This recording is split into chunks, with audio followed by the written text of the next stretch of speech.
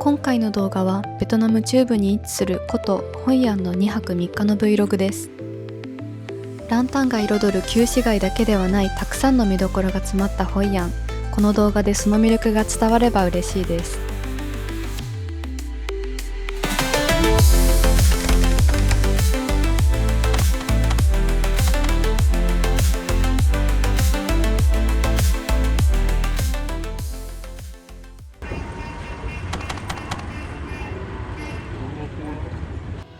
今回訪れたのは街全体が世界遺産として知られる旧市街を有するホイアンです。旧市街はたくさんのランタンが灯された街並みで有名。到着が昼過ぎだったのでブラブラしつつ夜を待ちます。旧市街のお店は黄色と焦げ茶で統一されていて、柔らかい雰囲気がありながらもどこか洗練された印象です。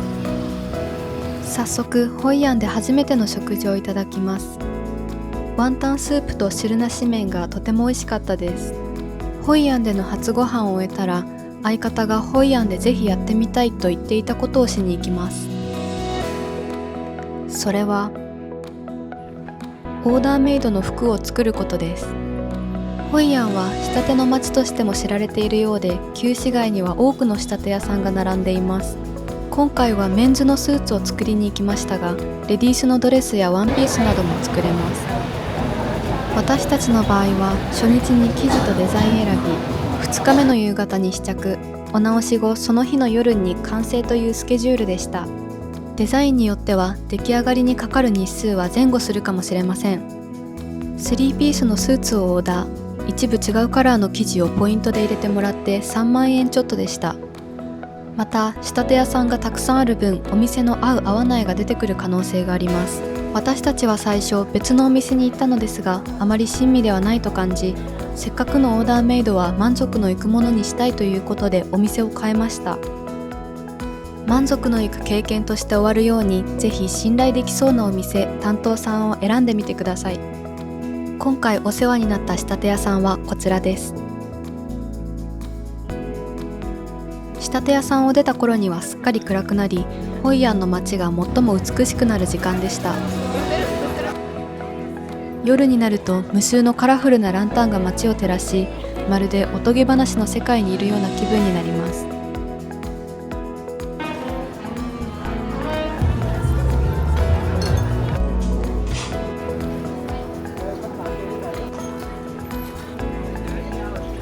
ディズニーの塔の上のラプンツェルのワンシーンを彷彿とさせるこの景色も有名。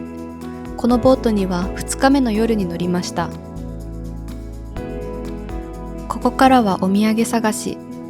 路面店で探すのもいいけど、もうちょっとこだわってオリジナリティがあるものを購入したい場合、おすすめのお土産屋さんを2軒見つけました。1軒目はこちらのアートブックというお店。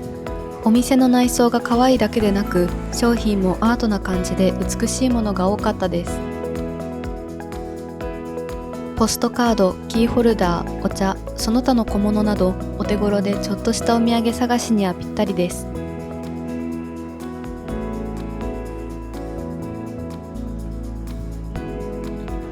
2軒目はタイヤードシティというお店。ここはデザイン T シャツが有名。特にベトナムデザインが豊富でオリジナリティがあります。特にこのベトナムの人がスケボーをしているデザインがクールでした。T シャツは3000円ぐらいだったと記憶しているので、お手頃とは言えませんが、特別なお土産になると思います。マグネットやステッカーはばらまきお土産に良さそうです。1日目最後は疲れを取るためにマッサージへ。60分全身コースで3000円は最高でした。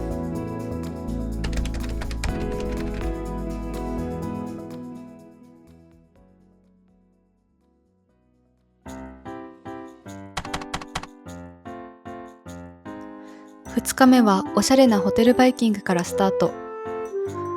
今回泊まったホテルはホイアン中心部からはちょっと離れますが、雰囲気やデザイン、内装が唯一無二なホテル。朝食バイキングも最高で、陳列方法だけでなくメニューも豪華でした。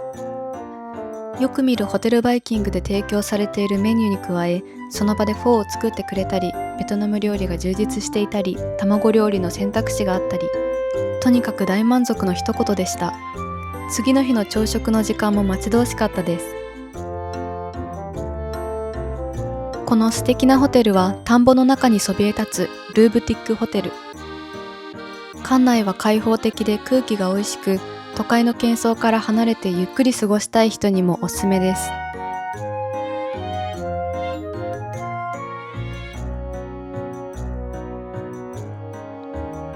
そしてこのホテル、館内の作り、部屋の作りも面白いんです。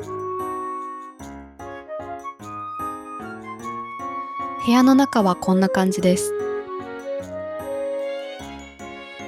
白と緑でまとめられ、植物や木の温かみを感じられる内装です。天井がドーム型で柔らかい雰囲気があります。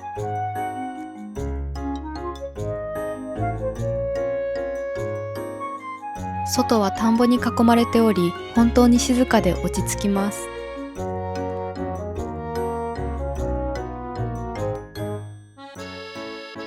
そして私の最大の推しポイントであるバスルーム。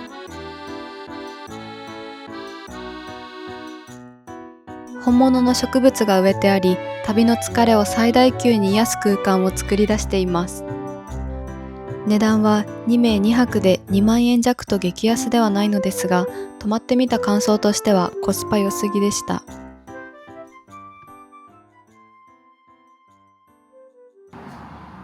さて、この日はバイクを借りてちょっと遠くまで行きました。1日のレンタルで約850円ぐらいでした。グラブより自由度が高いので乗れる人にはおすすめです。私は人生で初バイク、とても楽しかったです。バイクの旅、まずやってきたのはこちらのカフェです。Google マップでの評価が驚くほど高い、旧市街からバイクで15分ほどにあるカフェです。開放的な店内とたくさんの木でできた像や置物が特徴です。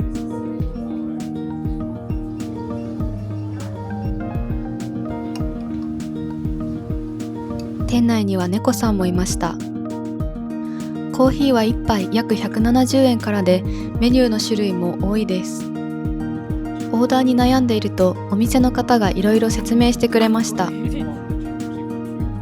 スペシャリティコーヒーがおすすめで、使われている豆が3年連続で賞を受賞しているようです。こちらがそのスペシャリティコーヒー。飲む人によって味の感じ方が違う複雑なコーヒーだそうです。確かに一口でいろいろな味がしました。面白体験でおすすめです。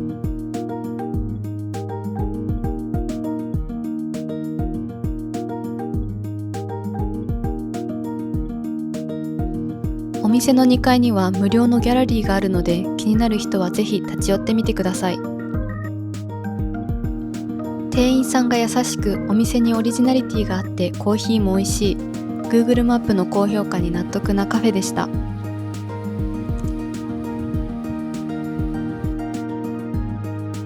カフェから10分ほど北西に向かい、アンバンビーチというところに来ました。このビーチはホイアンの中でも特に観光客に人気のビーチ。海で泳ぐ人、パラソルの下で読書する人など、おのおのがビーチ時間を楽しんでいました。今回は季節的にまだ涼しく眺めるだけでしたが、次こそは真夏に来て一日中ビーチで遊びたいところです。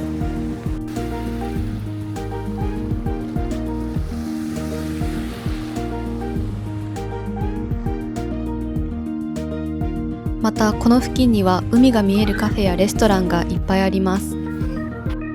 ここのカフェも外に席があり、海を見ながらくつろぐことができます。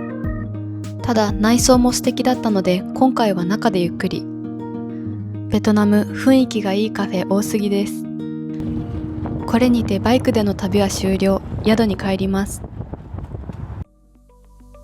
さて、バイクを返したら今日も旧市街へ向かいます。まずはオーダースーツの試着とお直しから。試着の後は爆速でお直しされ、予定通りこの日の夜に完成しました。その後は旧市街で一番行きたかったカフェに行くのと、日没後にランタンボートに乗るというスケジュールでした。まだお腹も空いていなかったので、とりあえず街をブラブラ。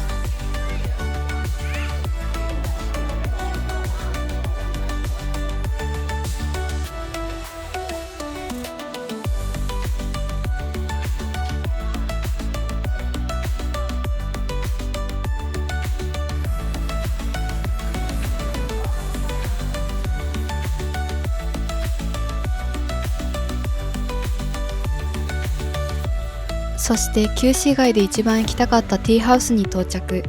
旅系 YouTuber の方が紹介されていて、店内の雰囲気や茶器の美しさに惚れてやってきました。期待通り店内がすごく美しいです。このお店では主にベトナムティーやベトナムコーヒーを楽しむことができます。メニューは決して多くはなく厳選されている印象。どれを頼んでも満足できるお店だと確信しました。そしてオーダーしたものはこちら。紅茶とコーヒーを一つずつ頼んだのですが、美しすぎませんか？静かでおしゃれな雰囲気の中でたしなむ紅茶もコーヒーも最高でした。お客さんは多くいましたが、席数も多く静かで、ゆっくりお茶したい方には本当におすすめです。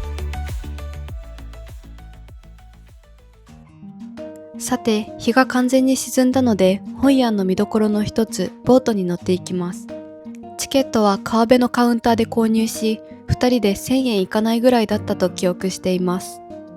最初に案内されたのがゴテゴテにランタンが装飾してあるボートで風情がなかったので、もっとおとなしめのボートにしてと言ったら変えてくれました。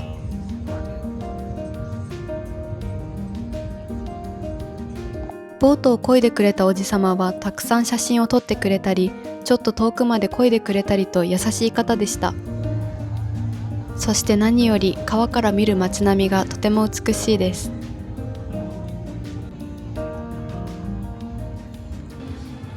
そしてメインの灯籠流し。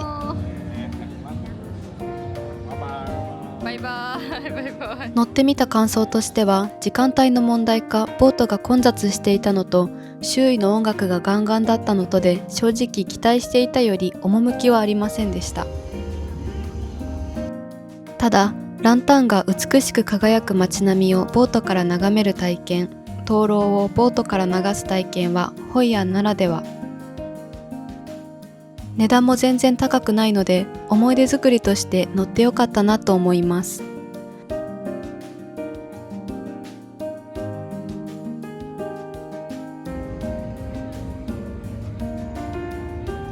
ボートの後は仕立て屋さんのお姉さんに教えてもらったホイアンでしか食べられないというグルメ、カウラウとミークワンを食べて2日目終了です。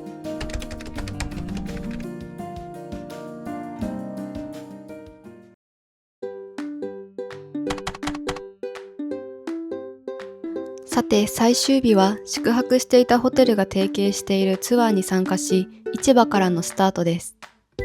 ツアーには市場ツアー、ココナッツボート、ベトナム料理教室が含まれます。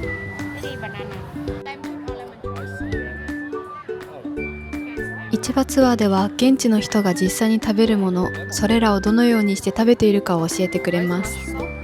見たことのない食材も多く、とても楽しかったです。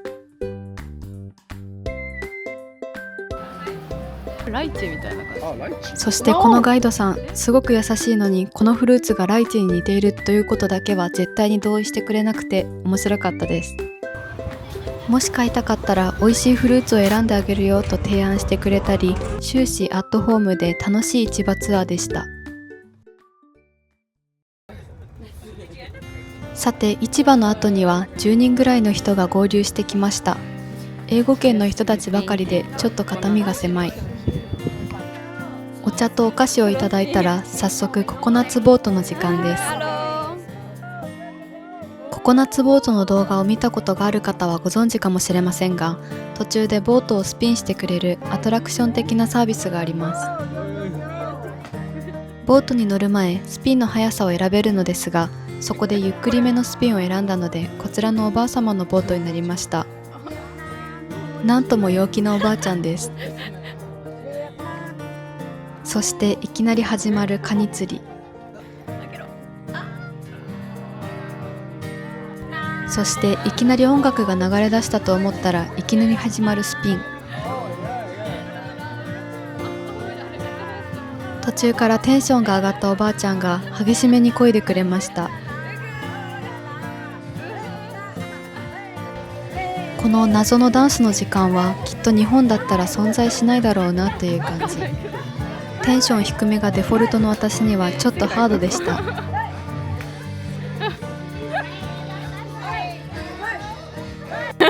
おばあちゃんが楽しそうで何よりです。そして希望者による漁業体験の後、ついにココナッツボートの旅が始まります。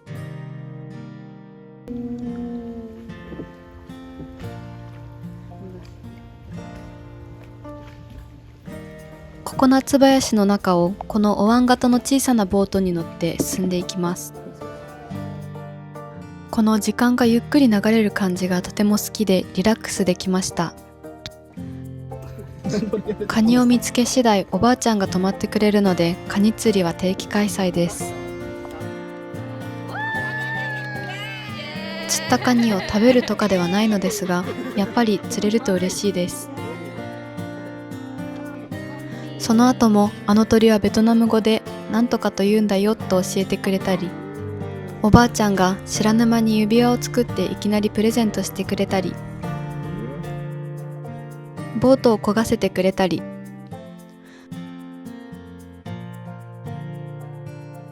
ボートツアーだけでだいたい1時間程度、カオスな部分もありましたが、これが楽しいと思えるボートツアーでした。市場ツアーやお料理教室がないココナッツボート単体のツアーもあります。ココナッツボートおすすめです。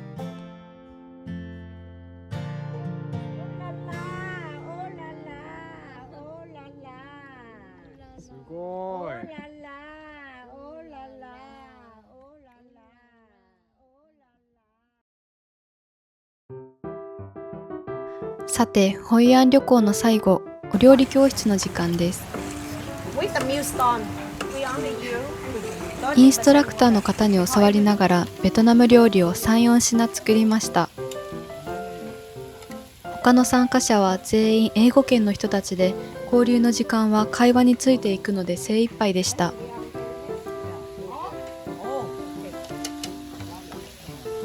ただ、料理を作る時間は知らない料理工程や調味料などに出会えて楽しかったです。そして料理中の写真や動画はツアーの方がたくさん撮ってくれ、思い出、記録として残るのが嬉しいポイントです。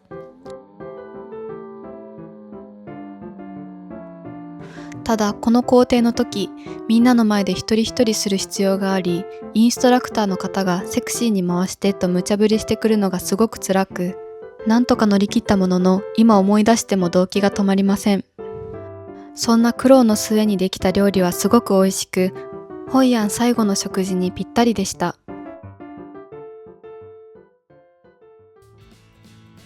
さて、2泊3日のホイアン旅行が終わろうとしています。